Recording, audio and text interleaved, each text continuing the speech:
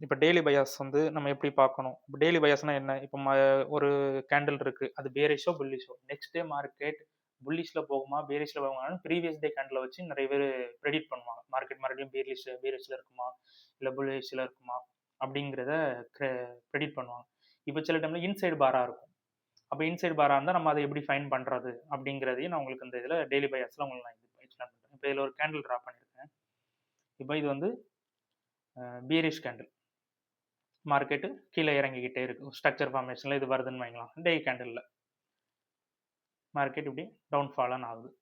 அப்போ next day market எப்படி இருக்கும்? மேல போகுமா? இல்ல அதுலருந்து திருப்பி கன்டின்யூ ஆகுமா? இல்ல சில டைம்ல இதுல இன்சைட் பார் வைப்பாங்க. இப்ப இன்சைட் பார் வைப்பாங்க சில டைம்ல. இப்ப இன்சைட் பார் வச்சிருந்தா அந்த மார்க்கெட் நம்ம எப்படி ஃபைண்ட் பண்றது? இப்போ இதுல ஓப்பனிங் பிரைஸ்ன்னு இருக்கு.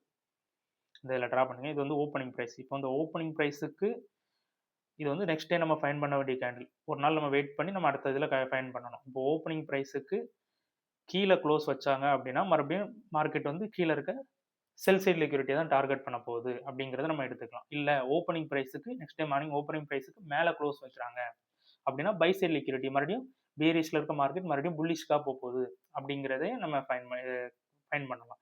இதுதான் டெய்லி பயாஸ்.